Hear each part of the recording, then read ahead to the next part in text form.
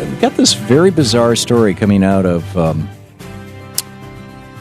San Antonio, Texas, where a campus police officer shot and killed a young man, a fellow by the name of Robert Cameron Reedus, 23. He was pulled over at around 2:30 in the morning. Somebody nearby says that they heard this young man say to the police officer, young man was unarmed, say to the police officer, "Oh, so you're going to shoot me now, huh?" And then that was followed by 6 shots, apparently 4 of which hit this young man, and Reedus was pronounced dead at the scene. Don't mess with a cop at 2:30 in the morning, I guess, is the carry home of that, or maybe something else. Marc Harrold is back with us, Libertarian Commentator, attorney, former police officer down in Atlanta. His website is Marc Harrold, M-A-R-C, Harrold, Harrold.com. And Marc, welcome back to the program. Thanks, Tom. Appreciate it. Good to have you with us. As a former cop and as an attorney and as a libertarian, for that matter, are our police out of control? Well, not in all cases, but in some cases they are. Traffic stops have been turned into the way to start criminal investigations instead of what they're for, whereas you see a violation, you have probable cause, you pull somebody over and you give them a ticket. Fishing expeditions usually come from these types of traffic stops. Now, I don't know exactly what happened. I wasn't there. I would advocate using cameras on police officers, and I think it exonerates police officers as often as it would show any kind of misconduct. I think police should invite wearing the cameras. We'd know exactly what happened here. But, yeah, in this case, it does sound, one thing that drew my attention was the fact that I think he had many, many jobs, 9 jobs in the last 8 years. Right. Doesn't sound like the police officer that sticks around a department. Usually that means there's some kind of problem.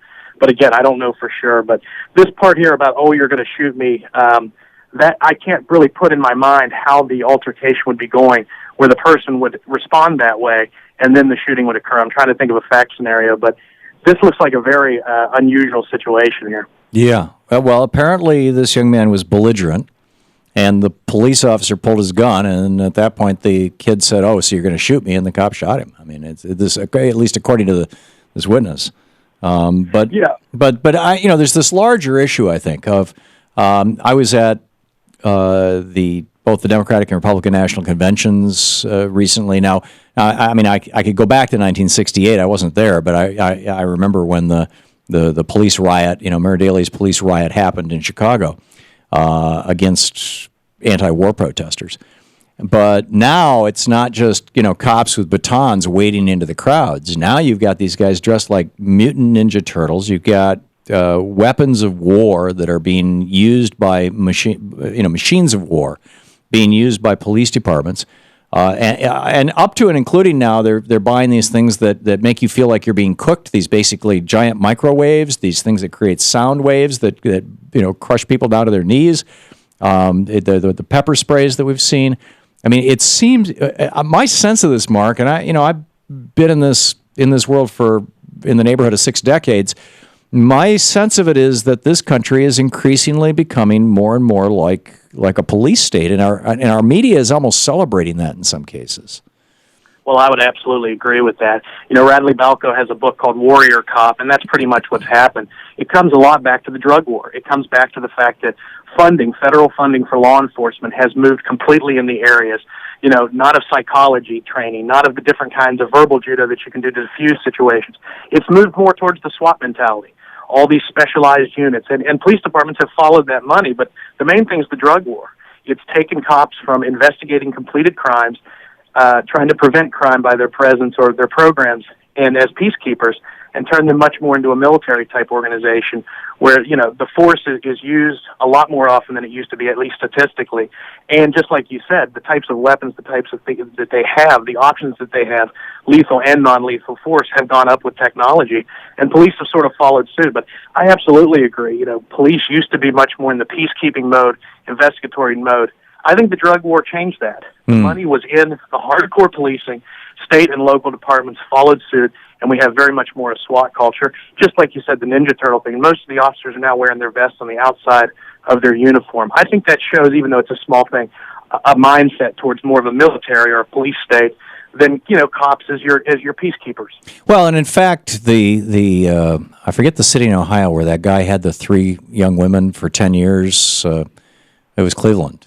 Shane says. Yeah, I think it was Cleveland. I think it was Cleveland. That they had stopped community policing down there. I mean, that community 2 decades ago had community policing. And there literally was a cop on the beat who would walk up and down the streets and things, or drive around. I mean, they used to walk and then they drive. And they had basically gone to just, we'll respond to a 9/11 call.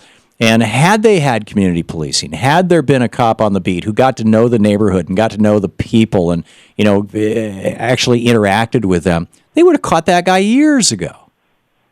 Yeah, I mean, community policing, and again, it goes with these block grants. It goes with the money. When the administration, mainly the Clinton administration, when community policing was the emphasis, that's what happened. They put more, empowerment. They put 100,000 cops on the streets. Yeah, but then of course it switched, and they've gone with more of an enforcement model. Again, the drug war is the main culprit, not just because they focus on drugs. It's been a mindset shift in policing. And another thing I'd say is, I don't know, this individual seems like he was a corporal in the San Antonio incident, even though he had so many jobs. I can't imagine he was that experienced with the department. One of the basic things that's happened is there's absolutely no glamour anymore in being a beat cop. Every young rookie wants to get to make detective, task force, narcotics. They want to do something else than go out and police, marked cars, police. But the main type of policing that takes place between the citizenry and the police, the most common is that beat cop who pulls you over. And that's the most important, I would say. Yeah, it is, and it's the hardest. It's the most split decisions. And the least experienced officers are going to be in uniform because they haven't been promoted to detective, and they're usually going to be working midnight watch and evening watch in the middle of the night, just like this, at 2:30 in the morning. An inexperienced cop, for the most part, is going to be out there policing with the split-second decisions. The detectives, a lot of experience, they've moved on. And that actually is it's not that it's less difficult, but the split-second decisions that are being made in the street in these traffic stop situations are usually by the least experienced officers on the force. So this is the Peter principle, the old Peter principle from the 80s, that people get promoted continuously until they hit the level of their own incompetence, we're moving the competent people out or up and out, and the incompetent people are remaining. It seems to me like there's a couple of solutions here. One is to put a stake in Nixon's drug war, right into its heart. Just end the drug war, number one, and say this is a medical problem, not a criminal problem, and deal with all kinds of drugs like the way that we deal with nicotine and alcohol. And secondly, to start paying our police officers really well, make it a profession, and glamorize that beat cop job. What do you think? Yeah, I would agree. The 1970 Controlled Substance Act, especially putting marijuana as a Schedule I, it's absolutely been disastrous. Nixon basically took, after the Warren Court, Nixon took a hard line on crime. He was sort of running against the Supreme Court. 1970 Controlled Substance Act came in. And instead of the police looking at completed crimes where they have probable cause, they've gotten into this mode because they're looking for something, usually drugs. They come up with creative ways to articulate and basically not skirt the Fourth Amendment, but stay within the outer confines of it. But yeah, the drug wars are the problem. It's a healthcare problem. Drugs are a healthcare problem. Yeah. I mean, it just shouldn't be criminalized for mere possession. I don't think using it, they've made these black markets out of it. We saw the same thing with, prohibition, built up a lot of organized crime. With crack, we saw the gangs. And then what do we see? This extended drug war has this undercurrent black market. It's just disastrous. You can't declare war on the citizens of your own country and come out ahead. Well, well, actually, one group has come out ahead, Mark, and those are the people who run the private prison business and the people who make the Ninja Turtle outfits. But that's about it. Yeah. Marc Harrold, markharrold.com, M-A-R-C, Harrold, Harrold.com is Mark's website. Thanks a lot for being with us, Mark. Anytime. Thank you. Great talking with you. We'll be back. This is the Thom Hartmann Program. So how do we best end the drug war, and how do we turn police back into police rather than military SWAT teams?